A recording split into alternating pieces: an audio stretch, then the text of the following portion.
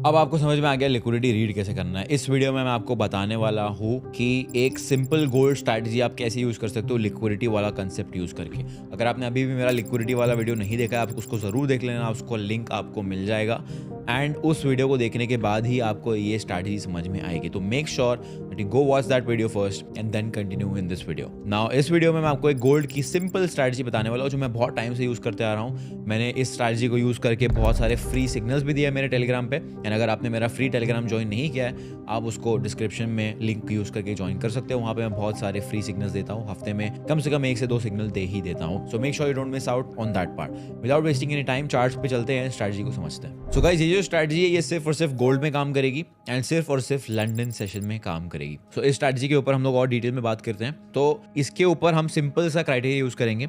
हम जो है एशिया सेशन को एनालाइज करेंगे। इसमें 3 सेशंस को हमारे को ध्यान से देखना है। यहाँ पे अगर आप देख सकते हो, ये मैंने इंडिकेटर लगाया हुआ, ये मेरा खुद का बनाया हुआ इंडिकेटर है। This is available to my university students, but this indicator ये एशिया सेशन को हाईलाइट करता है, प्री लंदन सेशन को हाईलाइट करता है। तो लंदन ओपन और एशिया क्लोज में 2 घंटे का गैप होता है जिसे हम कहते हैं प्री लंदन। सो प्री लंदन का हाईलाइट हो गया और ये हमारा एंट्री विंडो है। सो इसमें हम सिर्फ और सिर्फ लंदन सेशन के पहले 1 घंटे में एंट्री लेंगे। अगर पहले 1 घंटे में एंट्री नहीं मिलती है तो हम एंट्री नहीं लेंगे। बहुत सिंपल स्ट्रैटेजी है, इसको ध्यान से देखना। ओके, सो यहाँ पे अब बेसिक सा इसको एग्जांपल लेता हूँ मैं यहाँ पे, ठीक है। तो इसमें बहुत सिंपल क्राइटेरिया ये है कि एशिया सेशन का जो हाई या लो है उसका लिक्विडिटी स्वीप होना बहुत ज़्यादा ज़रूरी है। तो प्री लंदन में एशिया हाई या एशिया लो जो है वो स्वीप करना बहुत ज़्यादा ज़रूरी है प्राइस का। अगर प्राइस ने उसको स्वीप नहीं किया है, there a very high chance London session जो है ज़्यादा अच्छा खास मूव नहीं देगा। तो यहाँ पे एक बहुत अच्छा एग्जांपल है हमारे पास। तो यहाँ पे जैसा आप देख सकते हो, ये एशिया हाई ये है, एशिया लो ये है।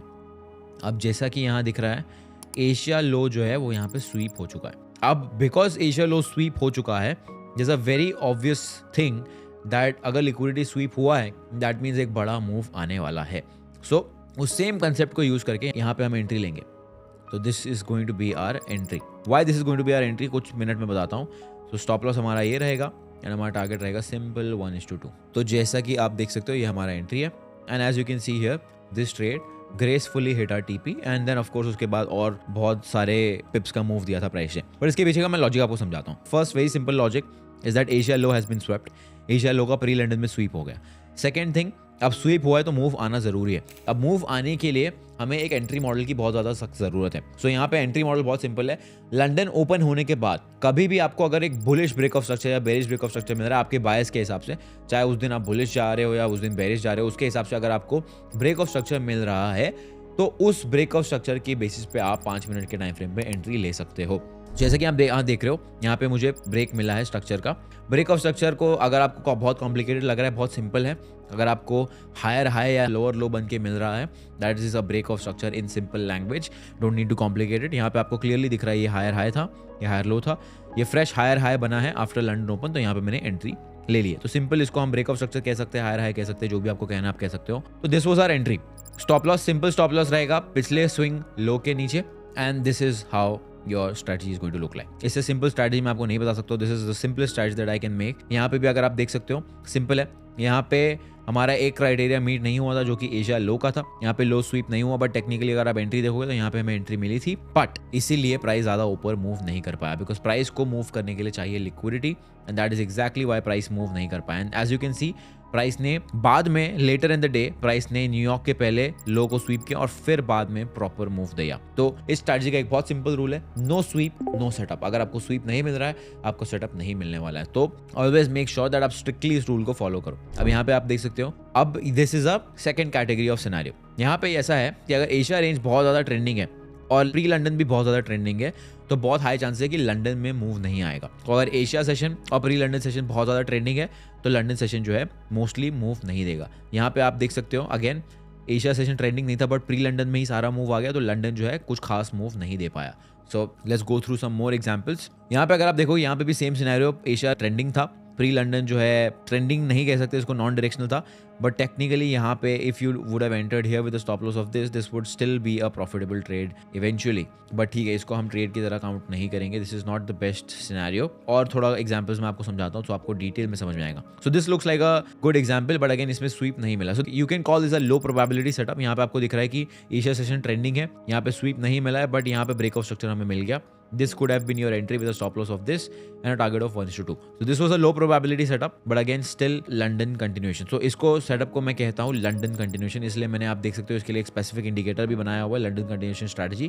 अब अगर यहाँ पे आप देखोगे तो again Asia session pre London no sweep low probability setup, यहाँ पे हमें ब्रेकआउट मिलेगा, ये आपका स्टॉप लॉस, ये आपका 1:2. तो फर्स्ट आवर ऑफ लंडन में एक trending move most of the time आता ही आता है. The only time London session does not give a move is या तो प्री लंडन में बहुत बड़ा मूव आ चुका है या तो एशिया में बहुत बड़ा मूव आ चुका है और एशिया का हाई और लो स्वीप नहीं हुआ है.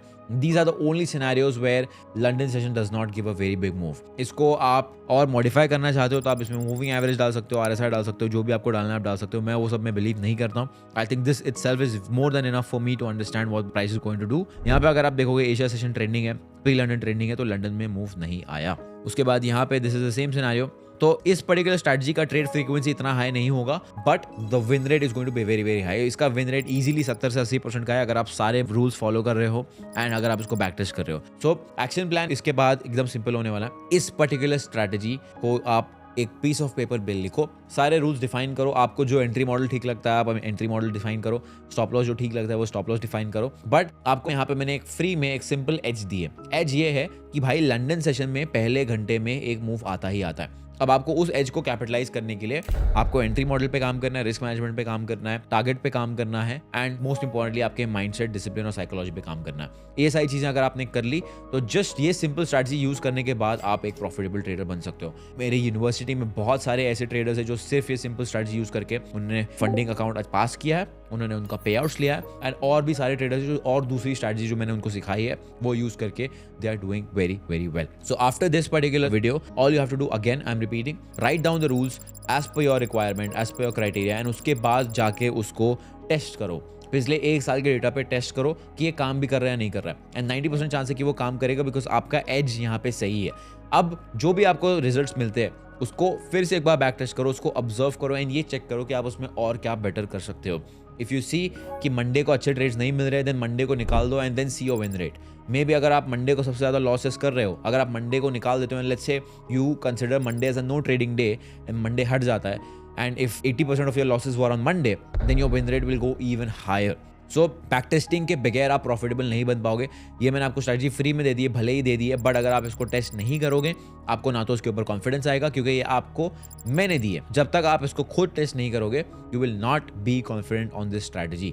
सो 90% of the people that are watching this will not put in the right efforts, will not practice this strategy and that is exactly why they will not be profitable. So if you think you are the 10%, what you need to do is make sure आप इसको discipline से, जो मैंने आपका action plan दिया उसको discipline से follow करो, इसको बैक टेस्ट करो and then only start trading. Just because मैंने आपको बता दिया अगले दिन से आपको रियल अकाउंट लेके इसको ट्रेड नहीं करना है. Yes you can trade on a demo account, you can see it for forward testing, but most importantly follow the action plan, be discipline and you shall be a profitable trader.